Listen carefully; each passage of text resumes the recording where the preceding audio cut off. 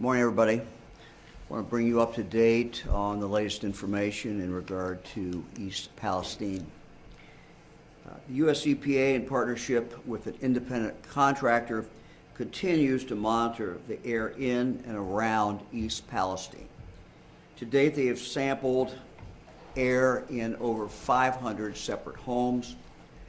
They've also continued to sample air out on the streets and throughout the community. So far, they've had no detection of contaminants, either outside or in the specific homes where they've been asked to monitor. Volatile organic compounds, or VOCs, are generally present in things we come in contact with every day: paint, flooring, carpet, furniture, cigarette smoke.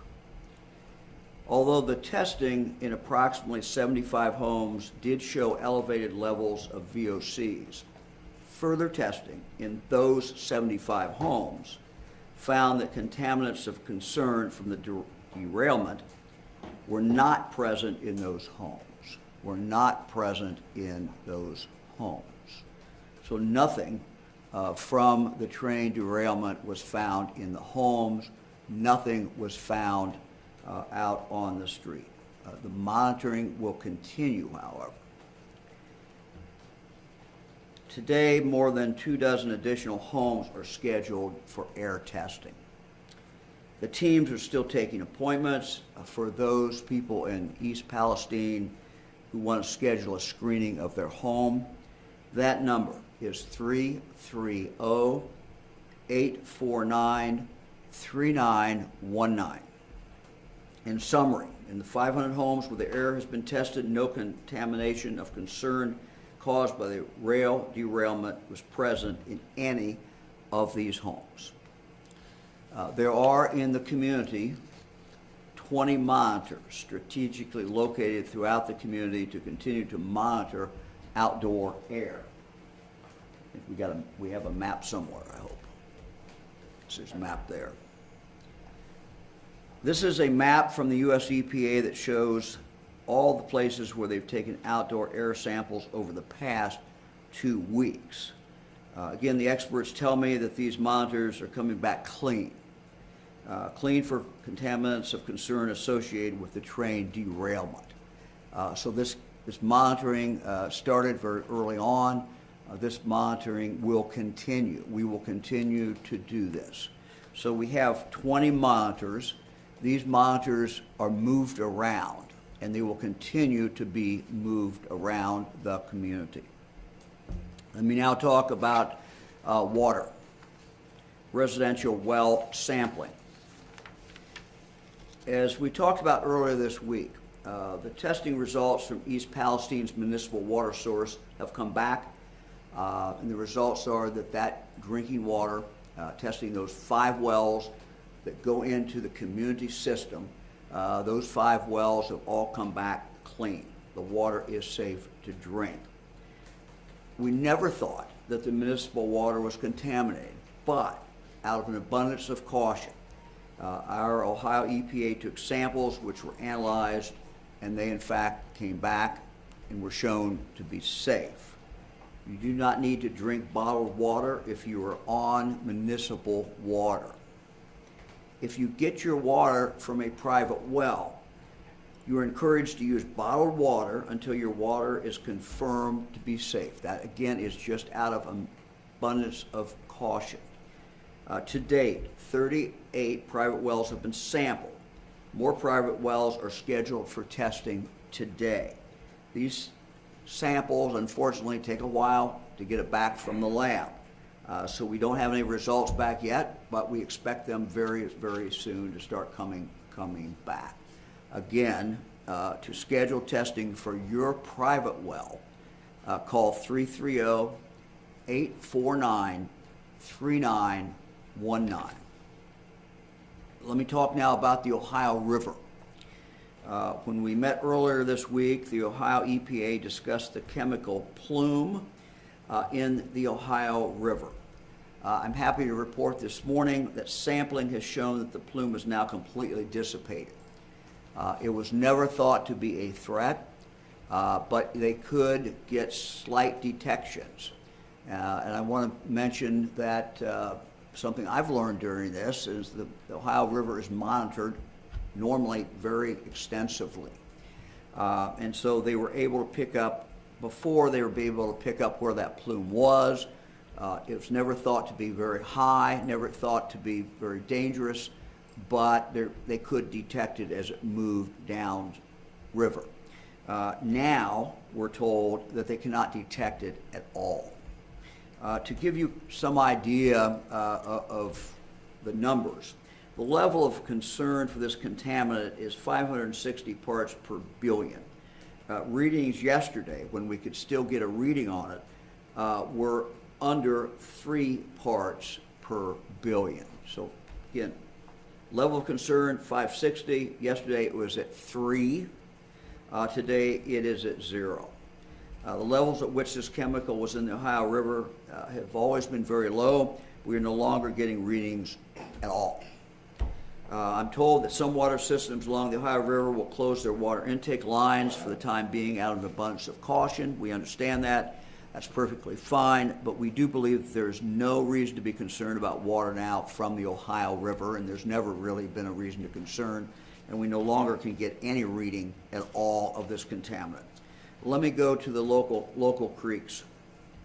Know that there's been some video played on TV of circulating a visible physical contamination in one of the local waterways. A section of Sulphur Run that is very near the crash site remains severely contaminated. We knew this. We know this.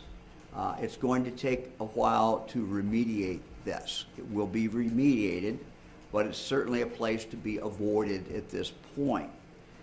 Very soon after the crash, Sulphur Run was dammed, so the contamination in that part of the creek does not contaminate any of the other water. It was kept in there and on hold. In fact, teams are pumping clean water from the point of the eastern dam, funneling it away from the contaminated section of the creek and releasing it back into Sulphur Run at the western dam. So diverting it around where the contamination is. This occurred early on after the crash. This allows clean water to bypass the area of the derailment and prevents clean water from picking up contaminants and carrying them into other waterways. The remediation of the water in the direct area of the spill is going to take some time, just as it is taking some time to deal with the dirt. This is not a simple process. We're encouraging people to continue to avoid that area. Now, I know there's been a lot of questions about FEMA and calling in FEMA for aid. At this point, based on what FEMA has told us and continues to tell us, my chief of staff talked to them again this morning, we do not qualify for assistance. Although FEMA is synonymous with disaster support, they're most typically involved with disasters where there's tremendous home or property damage, tornadoes, flooding, hurricanes. That's why we do not expect that FEMA will come to East Palestine. However, to make sure that if in the future FEMA is ever needed, we want to preserve our rights to be able to ask them for help. So to make sure that if FEMA is ever needed in the future to help residents in regard to this crash, we're going to preemptively file a document with FEMA to preserve our rights in case we need their assistance in the future. We believe that the railroad should continue to pay, and we're going to insist that they pay. Whatever damages have been caused, the railroad is responsible for those damages. We're filing this paper with FEMA just in case in the future we need that. Let's say, for example, the railroad stops paying for whatever reason. We're still going to go after the railroad, but we want to make sure that there will be support for people if that support does in fact stop from the railroad. Let me move now to HHS. We know that the science indicates that this water is safe, the air is safe. But we also know, very understandably, that residents of East Palestine are concerned. They ask themselves, you know, they might have a headache. They might ask themselves, is this a headache, or is this headache that is in fact caused by the train derailment? Or other medical symptoms they may be experiencing caused by the train derailment. These are very legitimate questions. Residents deserve an answer. They have suffered a great deal. This has been a traumatic time for them. This has been a horrific train derailment, and we understand, have some understanding of what they've gone through. We've asked for medical experts from the United States Department of Health and Human Services to come to East Palestine. This request has now been granted by HHS. We are now going to establish in the next several days a clinic in East Palestine. This is a clinic that will be established by the Ohio Department of Health. We will get assistance and help from HHS. We want them to be able to engage with the residents of East Palestine. We want them to be able to answer the residents' questions, evaluate symptoms, provide their medical expertise. The people who will come in, and we expect them in early next week, will also have access to the best experts in the world in regard to chemical exposures. Again, we are doing this because we know the concern that has been expressed by so many of the residents. Dr. Vanderhoff spent a few days there. He talked to a number of residents. Other members of our team have talked to residents. We know the concern that they have. And they're very, very understandable, and they deserve answers. Working with the Ohio Department of Health and the U.S. and Ohio EPA, they plan to begin seeing patients early next week. Information on the location of the clinic and the hours that will be available, that will be available as soon as we have them, and it will be on the website at ema.ohio.gov/East Palestine. Again, that is ema.ohio.gov/East Palestine.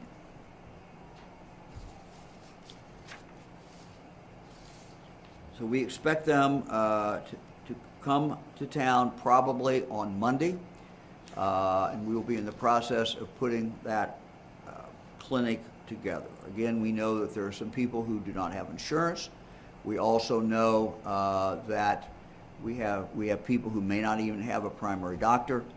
We want to make sure they have a place to go, a central place where they can go to get help. Again, this is not based on anything that we're seeing in the sampling of the air. It's not based on anything we're seeing in the sampling of the water. Water is good to drink if it's coming from the municipal water system. The air, we will continue to monitor the air, but so far we've seen nothing in regard to the air out of the ordinary. But we'll continue to do that. We know that this whole last several weeks has taken a tremendous toll on residents in East Palestine. We know that this has been a traumatic experience for all of them. Working with the County Alcohol, Drug, and Mental Health Board, we are supporting a number of local mental health resources. Information will be available on our website later today, again at ema.ohio.gov/East Palestine. Again, that's ema.ohio.gov/East Palestine. In addition to these local resources, the Ohio Care Line is open 24 hours a day and staffed with trained mental health professionals who are there to listen and to help. All calls are free and confidential. They can also connect you with local resources if follow-up care is in fact needed. And I'll ask in a moment Director Laura Christ to talk about this. Now I've asked Dr. Vanderhoff, the Director of the Ohio Department of Health, to join us, and ask Dr. Vanderhoff now to talk a little bit about what is coming up in the future, and may also reflect on what he has seen when he has been in East Palestine. Doctor? Well, thank you very much, Governor. Well, thankfully, as the Governor has described very well, extensive testing of the air in East Palestine, as well as testing of municipal water sources, has been very reassuring, and further testing of the private water sources is ongoing. Thus far, as the Governor outlined very thoroughly, we have simply not found elevations of these volatile organic compounds that would lead us to suspect any significant risk related to the tested air and water. Nevertheless, I and my colleagues have been on site and in the community talking with so many members of the community. And as a result of that, we know, as the Governor described, that some people continue to have concerns, perhaps even after seeing their doctor, and we know there are other members of the community who really do not have a regular doctor.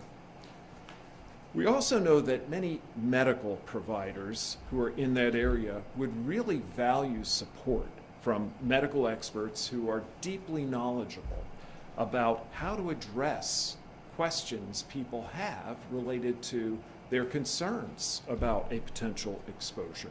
So with all of these concerns in mind, we have worked very closely with the local community, of course our state agencies, and our national partners to bring enhanced clinical support along the lines of what the Governor described in very good detail to that greater East Palestine community. Now, in partnership with local providers who include the Columbiana County Health Department, as well as a community health center, we, as he noted, are planning to open a medical assessment clinic for those who may have these lingering concerns, particularly those who may find themselves in the situation of really not having a primary care home. As he noted, our plans are in active development. We are committed to bringing this online next week, and we will be making further announcements.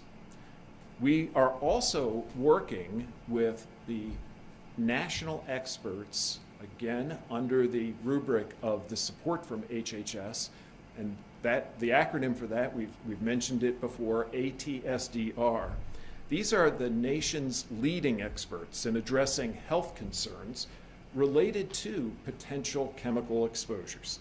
And as the Governor noted, they are coming into the community. We are going to be bringing them in, working alongside of them to further evaluate the community's concerns and the community's needs. We're also going to be working with these experts from ATSDR to provide medical providers in that region with direct access to the best medical authorities so that they can work with them closely to understand how best to address some of the specific concerns they may be seeing expressed by their patients. And the epidemiologists from the Ohio Department of Health will continue to work very actively with these same national experts to monitor the health of the community, both now and into the future. And in answering very important questions along that line, including, for example, well, how long should we monitor the air? Or when should we consider retesting a given water source?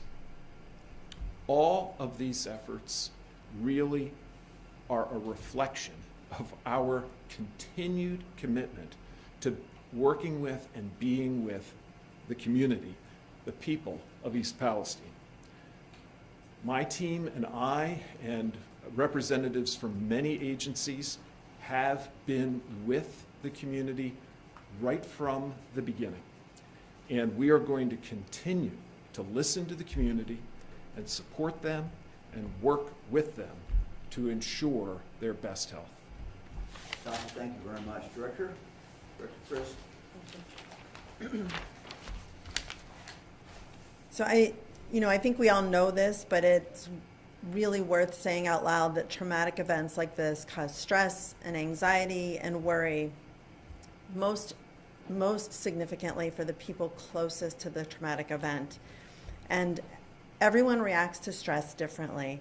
And so it's important for the families affected by this disaster in East Palestine and for all of us to really pay attention to how you and your families are reacting and feeling right now, and to reach out for help if it's needed. Common signs of emotional distress include feelings of disbelief or numbness, also change in energy levels or difficulty concentrating, disruptions in appetite or sleep, and also feeling really fearful or angry. We also know that stress can cause increased use of alcohol, tobacco, and other drugs. These feelings will gradually decrease over time for most people, but in the early days of a traumatic experience like this, they will be intense for many or most, and that will be true maybe for weeks. We know that we can make those kind of stressful feelings, and the stress experience can make it really difficult to manage daily life. I'm really grateful for Marcy Patton and the team at the Mental Health and Recovery Services Board of Columbiana County, for the community counseling service providers right there in Columbiana County as well. They've all been engaged in this disaster and the response to it since day one. I talked to Marcy on the night of the derailment, and our teams have been in regular contact, making sure that the community has the services and supports that are needed. And I'm grateful and proud to say that the behavioral health providers in Columbiana County are present, and they are there for the local community members. These services are always available in Lisbon, Salem, Calcutta, East Liverpool, and East Palestine. These providers are known in the local communities. The Counseling Center, Family Recovery Center, Community Action Agency, On-Demand Counseling, and Insight Clinical Counseling and Wellness. These are all organizations that have been in the community and will remain in the community. Most of these organizations are offering services and supports for stress, both in person and through telehealth. And that means that anyone can call them from the comfort of wherever they are, rather than having to go to any specific location for services and supports. For the local community members, you can call 211, and that is operated by the team at the Help Network of Northeast Ohio.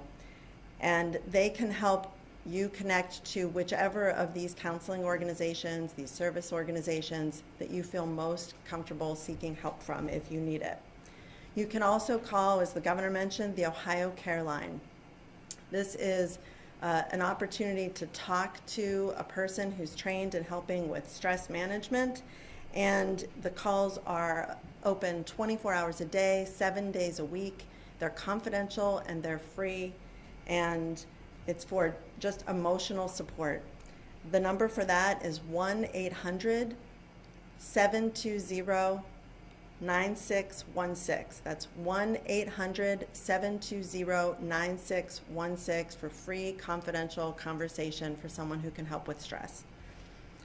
The important thing is to know that you're not alone, And help is available within your local community in a way that feels comfortable and convenient to you. And it can help really manage hard situations. And we're in this with you for the long haul. Thank you. Director, thank you very much. We're happy to take any questions. So we'll start in the room, come up to the mic. And then we'll switch to. Kevin Langers, Channel 10. When you say you're going to hold Norfolk Southern accountable, can you detail exactly what that means? Well, we've talked to the Attorney General, and, Attorney General, is looking at this situation, but, he'll have further information, I think, next week. But look, thus far, when we've asked them to pay, they have paid. They are responsible for this crash. They are responsible for any damage that has been done. And so, I reached out again to the CEO the other day and asked him, I said, look, people are worried you're going to leave town. He said, no, we're not going to leave town. We're going to make sure we have everything cleaned up. But it's just a general statement. We're going to make sure that they fulfill their duty. They caused this problem. And let me just also say that I think, East Palestine was visited yesterday by our 2 United States senators, members of Congress, others. As I've expressed to them, I think it's time now for the U.S. Congress to take a look at rail safety in this country. Look at the question of what products are being carried on the rails, what the responsibility is of the railroad, what the responsibility is of the railroad to notify a state when that product is coming through. In this particular case, there was no notification, and apparently there was no legal requirement for a notification. Now, you look at the product that was on these trains and on these cars, and so many of these different cars, you see what's happened after the train wreck, and you think, what? The law doesn't require them to notify the state of Ohio or anybody that this is coming through our state from one end of the state to the other? This is crazy. The law has to be changed in this area. We have to be given notification. Something's very, very wrong here. We've also seen other train derailments in the state of Ohio. We've seen them across the country. When it's a train derailment and it's just an empty boxcar, I guess that's one thing. But many of these trains are carrying some very, very dangerous products. So, again, I think Congress needs to look at that whole issue as well. The federal government historically, over a number of years, has preempted the states from really controlling this, and the states from being able to control what comes into Ohio, what goes out of Ohio, what goes through Ohio. The responsibility is with the federal government to make those changes, because they preempted our ability, really, to act in this particular area. Thank you. Haley Nelson with ABC 6 in Columbus. Are you considering a declaration of disaster, and is that not needed for FEMA? Yeah, look, we will, if at any point we get any indication that we can activate FEMA, we certainly can, do that notification of disaster. Look, this is a disaster. It's a disaster by any definition, but there's a legal definition. So whether we file it and say there's a disaster or don't, and I'll leave that up to our lawyers, this certainly has been a disaster. The declaration of disaster does trigger the ability then to get FEMA to do something. FEMA has told us as late as this morning that we do not qualify. We don't qualify yet. We just, for all the reasons that I outlined before. So, we'll do whatever we need to do if in the future FEMA aid is needed. But, we started this with aid from the U.S. EPA. They've been on the scene all the way through this. We got the U.S. military involved when our Ohio National Guard was modeling this. We have reached out to, again, the federal government, HHS, in regard to getting help to come in here. That help will be coming in the form of doctors and other medical personnel next week. So we will continue to work very, very closely with them. Our contact with FEMA has been on a daily basis for a number of days. Hi, good morning, Governor. Morgan Travis, Cleveland. Can you please tell us about the route that the train took and if it went through any major cities like Cleveland or if it went through any other areas? Yeah, I do not have the exact route, but it was in Ohio for a considerable period of time. And again, it goes back to what I said. This is exposing Ohioans all the way through. We all have seen or at least heard about the video when it went through Salem, also in Columbiana County, but in a different part of the county, where there were indications clearly that there was something going on and something was wrong. So I think it goes back to, wherever it went specifically, and the railroad can supply that information. The reality is it was in Ohio in a significant period of time, and it was, subject to a problem at any point. So you had a lot of Ohio citizens who certainly could have been traumatized by this rail accident. And even if it had not gone through these different areas, or even if it had gone through other ones instead, if you knew that it had toxic material on it, would that have changed anything with the transfer? Yeah, look, that's a good question. I mean, we cannot, because of federal preemption, we cannot prohibit them from coming into the state of Ohio. But what we can do is to know that, and to notify our fire departments or EMS people all the way along the route that, hey, this is what it's carrying, these are the chemicals it has, it's coming through at such and such a time, and if there's any problem, you'll know that is what it is carrying. So notification, no, it doesn't solve the problem. The problem is they derailed. There's a defect somewhere, there was a mistake somewhere, there's a problem with the car, there's a problem with the rail, something.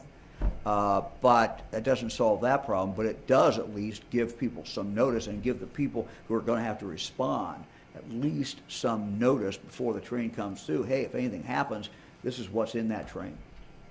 Who else? Governor Natalie Fong, NBC4. How long and how often will you continue to test the air and the water in the area? Yeah, we're going to continue to test the air and the water as long as it's necessary. So we're in here for the long run. We're not leaving East Palestine. We're going to rely on what the experts tell us, but we still are seeing, we're still in a process where cleanup is occurring with the dirt, and remediation cleanup is occurring with the water that's in the creek.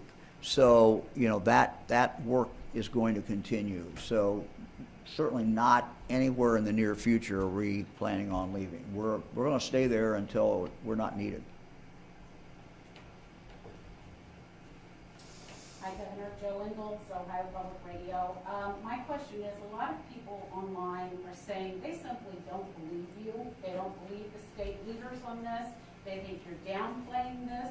And they're afraid that someday in the future it might be like 9/11, where, 5, 10, 15 years out, something's discovered that's horrible that happened like it did with the 9/11 responders. Can you address that concern? Yeah, I mean, in this particular case, from early on, we've had people on the scene who have been testing.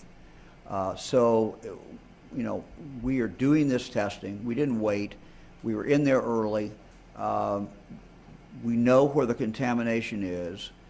We know what the situation is with the air. The air that people are breathing is in fact fine. We're now bringing in medical people to talk to anybody who has a particular problem. So we're doing absolutely everything that we can to assure residents about what the situation is. So, you know, we're going to continue to do that. Look, I understand people have been traumatized, and I understand skepticism, and sometimes skepticism is warranted. Nothing wrong with healthy skepticism. But all I can do as governor of the state of Ohio is tell you we have the best experts that we can get, and we have the best equipment that there is available to do the testing. We believe the testing is accurate. It is not just one test and we go away. We continue to test. We continue to monitor. And these are not just people from the governor's office. This is the Ohio EPA, it's the US EPA, and we're now bringing in other experts as well. So that, you know, we got a lot of people in here who have absolutely no reason to be lying, no reason to be minimizing this. And candidly, I have no reason to minimize this particular problem. What we need to do is, my obligation is to tell people what we know, when we know it, do it in real time. That's why we've held a number of press conferences. That's why we do a release every day of what evidence that we have uncovered and what the testing is, and we're going to continue to do that. Can you clarify what exactly you filed with FEMA today? And then as a follow-up to that, do you anticipate requesting any other federal assistance aside from the HHS aid that's coming in? Look, we're going to request any kind of assistance that we think we qualify for and that we think can help the people of East Palestine. Basically, I don't know what the document's called, but it basically is a placeholder. It allows us to say, look, we are here. We've had a problem. We want, if in the future we qualify for any reason for help and assistance to our residents, we want to preserve our rights to be able to get that. FEMA is fine with us filing that. This is the document they suggested we file. My chief of staff was in touch with FEMA as late as an hour ago. So we're going to continue to do that. We're going to get every assistance, every bit of help that we can get from any source that is available, and that certainly includes the federal government. So Governor, we have 15 people in the Zoom. I'm sorry? We have 15 questioners in the All right, Zoom for. let's go to Zoom. First question is with James Pilcher from Local 12.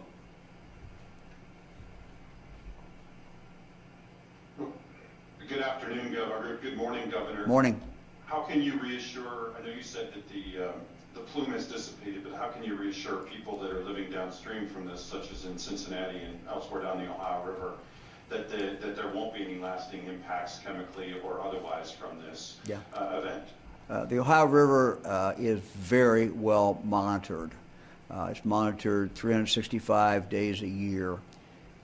What started out with the plume, it could not be seen, I'm told, but they could tell there's a little rise in the numbers, not in a dangerous area at all when this started. It continued to move downstream. Now I'm told they cannot find it. They don't know where it is.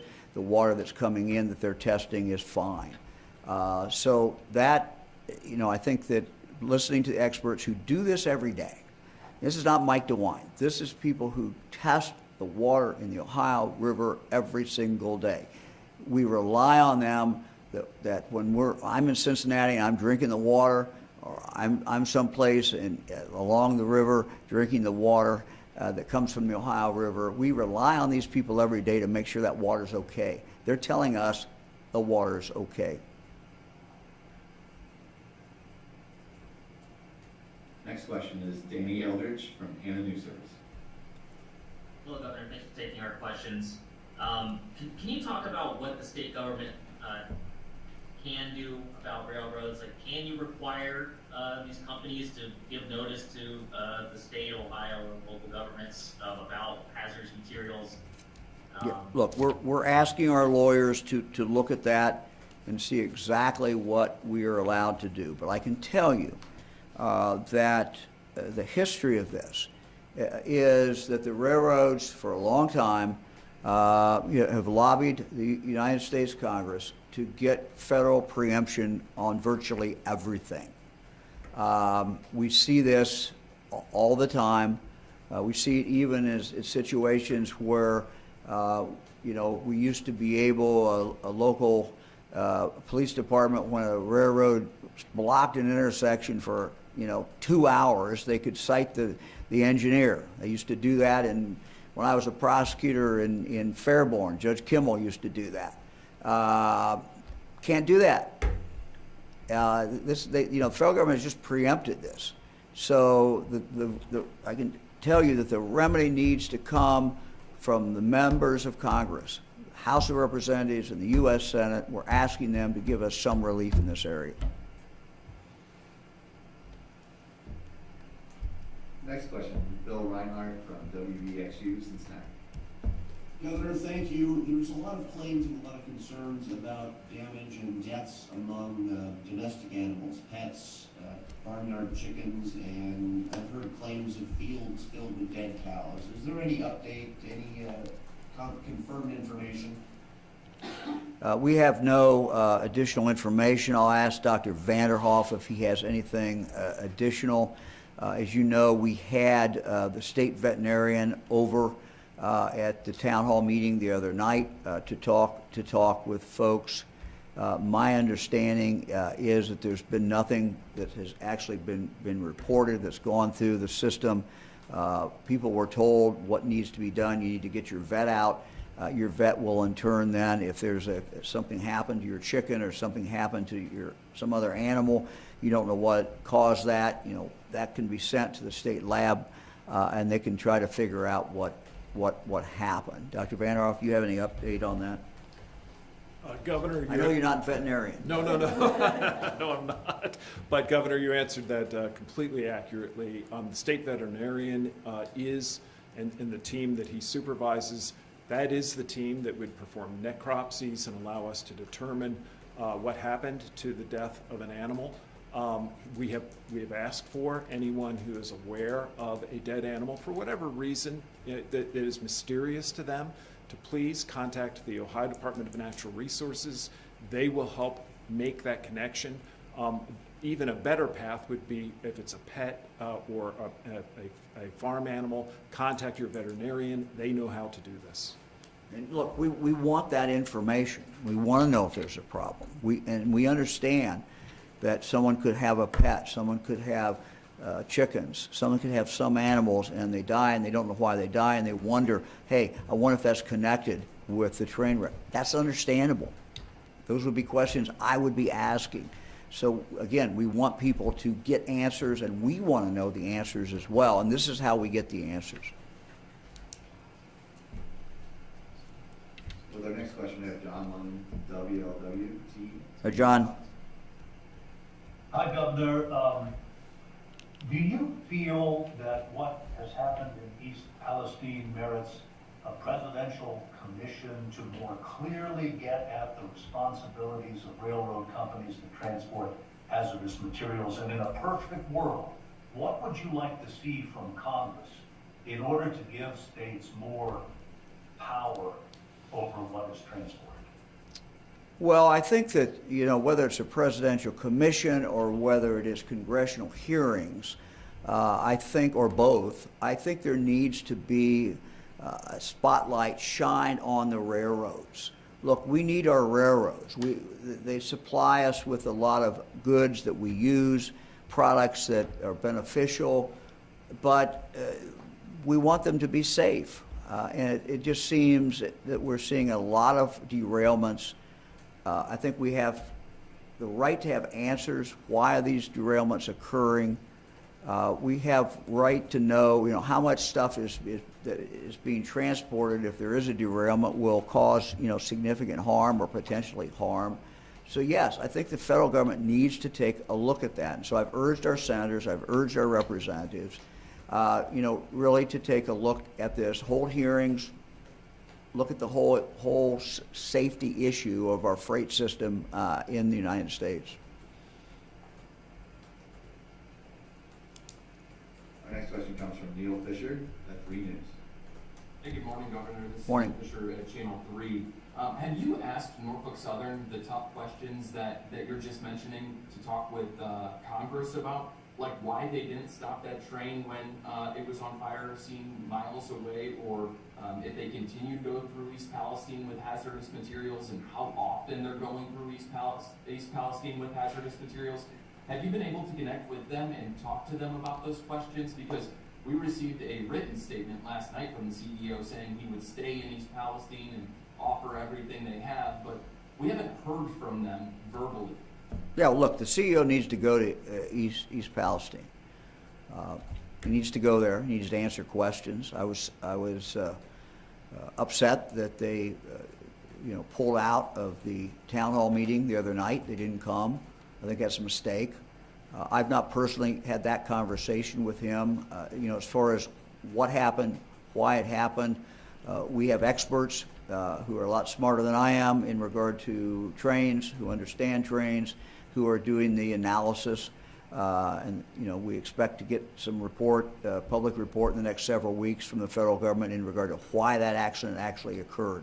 But we're relying on, just as I rely on the Highway Patrol in Ohio when there's a highway accident, we rely on these experts from the federal government to tell us exactly what happened in regard to this derailment. Our next question comes from Nick Evans at OCJ. Hi, Governor. How are you? Morning. Good. So I understand you said that there are limitations to what would come with a disaster declaration, but as of right now, to your mind, is there any reason not to declare a disaster? Look, we can declare a disaster, but I want to be clear with people. We don't want people to think that something's going to happen. And I tried not to mislead people. So we try not to do things where it implies that something's going to be happening. Whether we declare a disaster or don't declare a disaster, we can certainly do that. But please understand there's now no consequence in regard to that declaration. There's really no consequence to that. It is a disaster. You can't call it anything other than that. But the legal definition, you declare the disaster, it doesn't do anything. What we've done in talking with FEMA is to make sure our rights are preserved. And we're going to file a document today, and in that document, we'll talk about the disaster that has taken place. But please understand that as of today, based on the facts that are there today, FEMA can't do anything. FEMA won't do anything. But we're getting help, from other agencies, and we're getting the help that we need. Our next question comes from Craig Cheatham from WCPO. Governor, thanks for taking our questions. This is directed not only at you, but also EPA, and in particular, Dr. Vanderhoff. One of the complaints that we've heard repeatedly over the last few days is that public officials have not only downplayed the potential health hazards connected to the derailment and pollution, but have not released a lot of specific details about what they've done, what they've tested for, and what they found. And one of the things that Dr. Vanderhoff stated several times was used the phrase, the good news is. In addition to that, he mentioned that that the most harmful chemicals and compounds in very small amounts are, quote, actually a part of our everyday life. Talked about the fact that the municipal water in East Palestine was safe, but then later encouraged residents to use bottled water, and even said that the air testing, quote, told us that the air really looked pretty much like it did before this event ever happened. So, and you've emphasized a little bit of that today as well. So my question is, specifically, what information have you received that gives you this idea that essentially nothing has changed when it comes to air quality, water quality, the condition of the land, that people have no reason to be concerned about. And do you feel like some of these messages are in conflict, and that in fact has contributed to undermining the community's confidence in what you're saying? Let's do the bottled water issue. We did a press conference the other day. We said that we had tested the 5 wells that go into East Palestine's water supply. We have always felt, based on what experts told us, because of where the wells are, that there was very little chance that there's any contaminant in those wells. But Dr. Vanderhoff said, we don't have the results back yet, so out of an abundance of caution, drink the bottled water. A day after the press conference, we got the results back. When we got the results back, we then said, we have the results back. And they are what we thought they would be, which is that if you get tap water in East Palestine, we have tested all your wells. They are all good. You are free to drink the water. So that's where the confusion, I think, came in regard to the bottled water.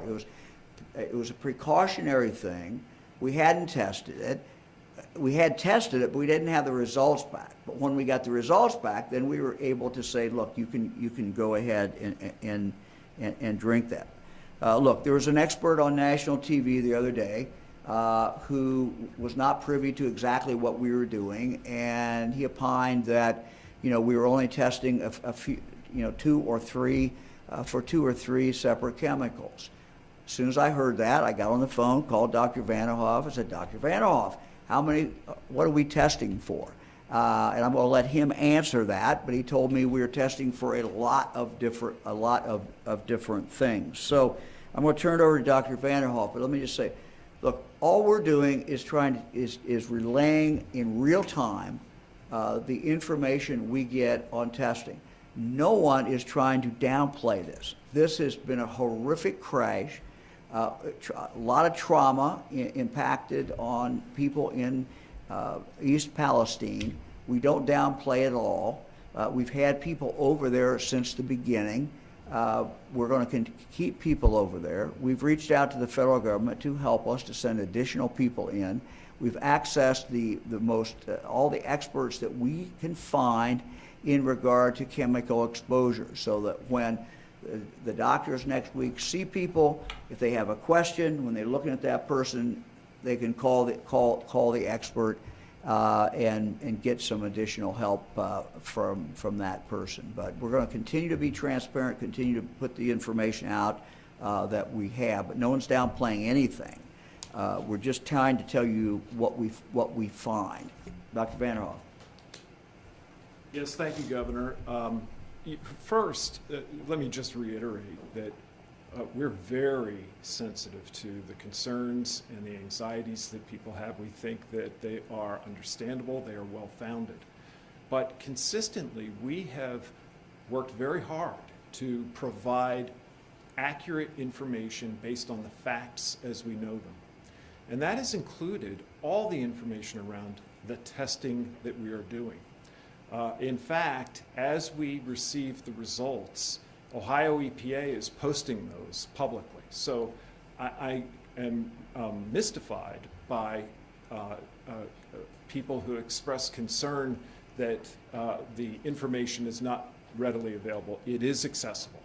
And from that, you will see that we actually test for an extensive list of volatile and semi-volatile organic compounds. So there's a long list of items that we look for, and we have been guided from the beginning by national experts on what to test for. Right at the very outset of this, my team was in communication, for example, with the experts that I referenced earlier, who are the national leaders in toxicology. And the ATSDR has been our guide throughout this. Let me also reference, when we provide context, or when I provide context, it is just that. I want people to understand how to interpret the information they receive. Because the simple fact of the matter is, and this is true of almost all the tests that doctors and scientists run, there's not a yes-no result. The results almost always occur in a range.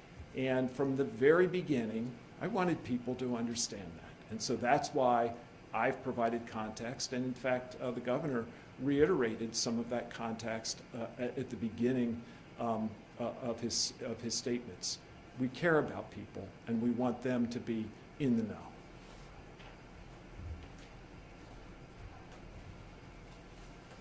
Next question? Our next question, we have Andrea Sosido from Washington Post. Thank you, Governor. Was it the EPA and the Ohio EPA who made the decision to do the controlled release based on the information that they had available before they presented to you the decision to you so you could approve it? I'm not sure I quite get the question. You want to repeat that? Yeah, I'm trying to understand who made the decision to present you the controlled release option, and before you had to approve it or Yeah, look. Yeah, look, we were weighing the two options. The one option was to wait and take no action, but the report from the railroad was that you had rising temperatures, temperatures very volatile, and they were deeply concerned about what the explosion would be. When I arrived there that morning, we had a long conversation trying to determine, the risk of doing a controlled release versus the risk of doing nothing and waiting. And so we went through that. Part of the analysis was based on what the controlled release what area it would endanger. In doing that, the Ohio National Guard, the experts there, were utilizing not only their expertise, but they had reached out to the Defense Department. Can't remember exactly what group, but it was a group that understands this. They got help from them in regard to what the spread would be. So we looked at that spread, they modeled it out, and then we went in and, for the third time, had law enforcement go literally door to door, knocking on doors, getting people out. This is the third time they'd gone for most of those doors, shouting, doing whatever they could to make sure that people were out. So yes, it was a balancing test, and ultimately I believe that the fire chief has statutory responsibility there. As governor, certainly I have some responsibility as well. This was the decision that was ultimately made, and as far as we could tell, with the measurements we were doing outside of the area that was modeled that would be danger zone, the numbers, the air numbers continued to be good throughout that. Our next question comes from Garrett Tini from Fox News. Governor, thank you for doing this. There's been a lot of criticism from both parties over senior administration officials taking so long to come to East Palestine. This morning, EPA Administrator Michael Regan said he didn't come to the area sooner because it would have diverted resources from the emergency response. I know that you have said you've gotten everything you've asked for from the administration, but you have been to East Palestine, and I'm sure, like us, you've heard from people here who feel ignored by Washington. how important is it for senior administration officials to come out, and do you wish it would have happened sooner? Well, look, I started my career as a county prosecutor. I'm kind of a hands-on guy. You know, I'm the type person that when I was a prosecutor, I went to the scene of the crime. It was 2 a.m. in the morning, whatever time it was. If it was a serious crime, you know, I got called. I went out. I like to see things. I like to touch things. I like to talk to the people who are directly involved. That's just the way I operate. That's me. So, you know, that's how we did it. In this case, as far as if you're talking about the federal response, you know, the EPA people from the federal government, you know, were there early on. And those were the people that we needed to have there. And they were there. And they were working directly, and they worked very well with our Ohio EPA. It's been a very good relationship, and were doing what they needed to do, you know, early on.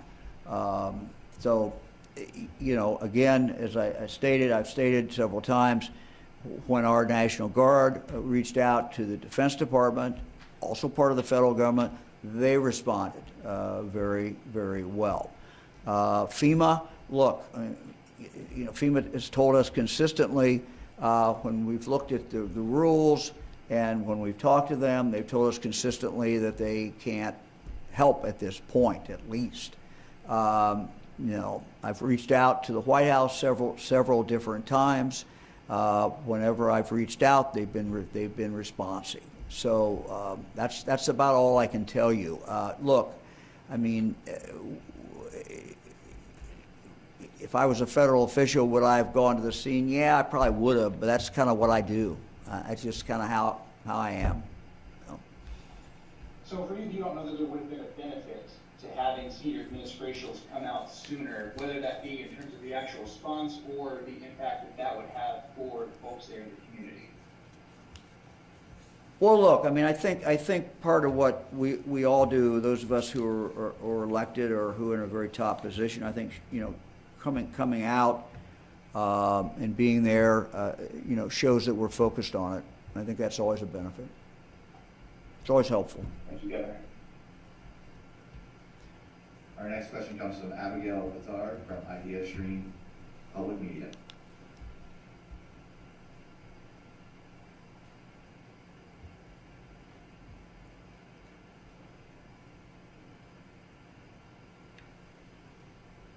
Okay, who's next? Next, we have Corey McRae from WFNJ. Good morning, Governor. Morning. Question for you. Are you satisfied with the testing of the air in East Palestine? Because there are experts, including one at Johns Hopkins, that say what's being done in East Palestine is air monitoring and that it's not specific to the chemicals of concern, and that what should be done is air sampling, testing that does look for specific chemicals. This is beyond my expertise. I know that there was a expert on. I have no idea if it's the same person from Johns Hopkins on a few days ago who said they're not testing for the right chemicals. I immediately went back and asked our team, you know, are we only testing for 2 or 3? And they said no, we're testing for everything that what the manifest showed was in the rail car. That's about all I can say.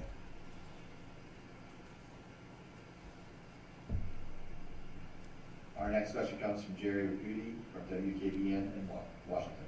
Youngstown, sorry.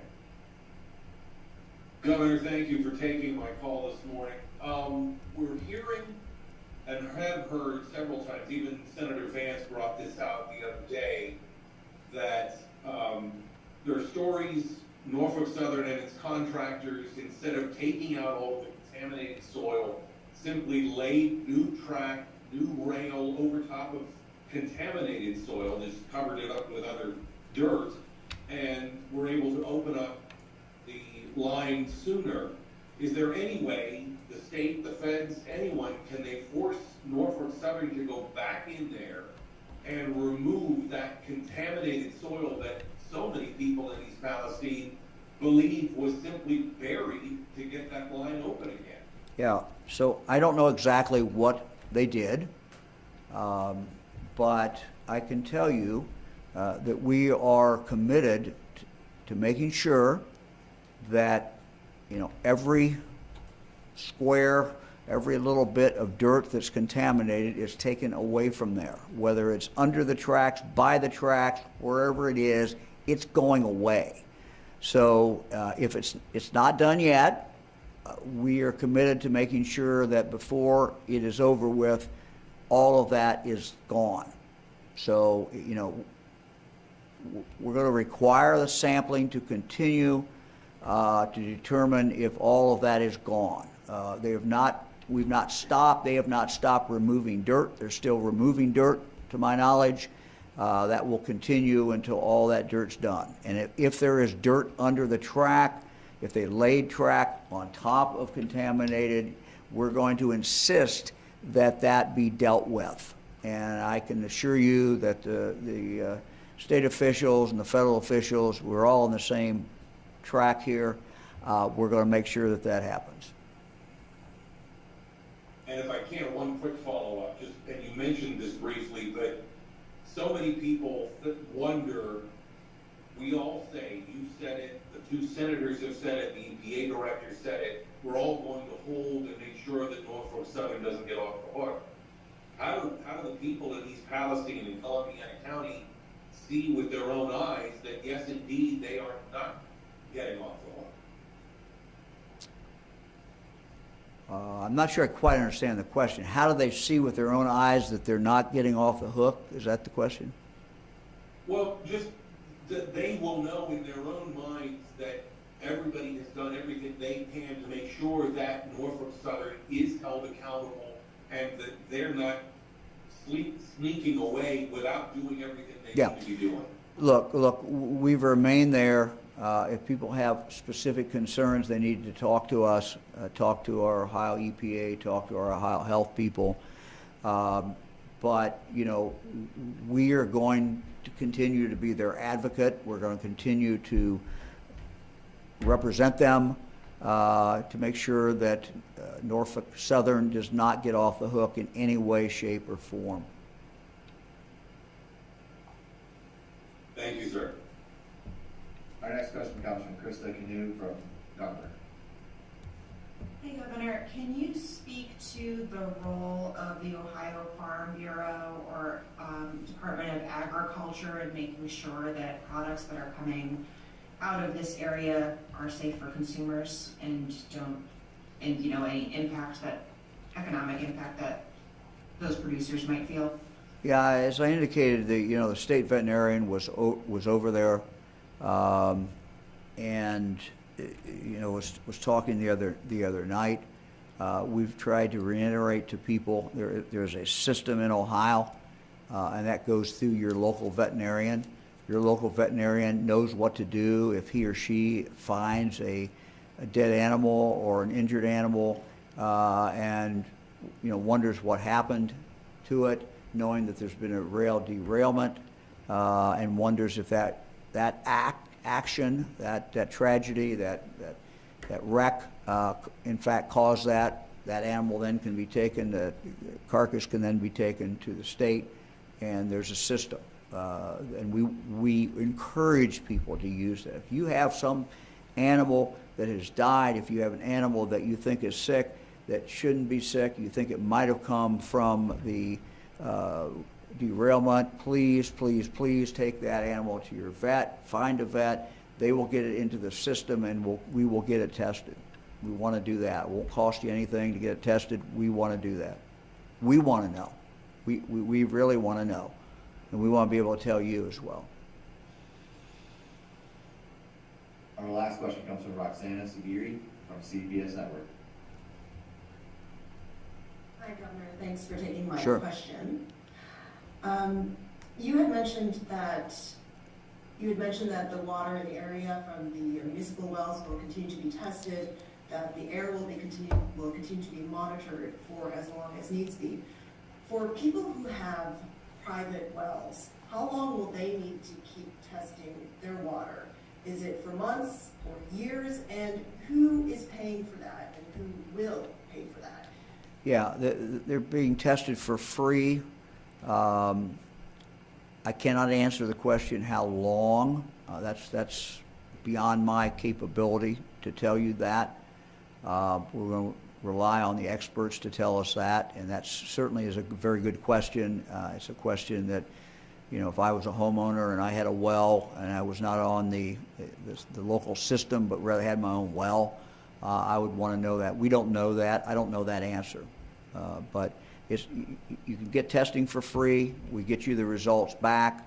But as far as second and third testing, I'll have to defer to the experts on that. Okay, thank you all very much. We will continue to keep everyone informed. Most importantly, the residents of East Palestine. We're not going away. We're staying. We're going to stay throughout this, and that's our commitment to all of you. Thank you very much.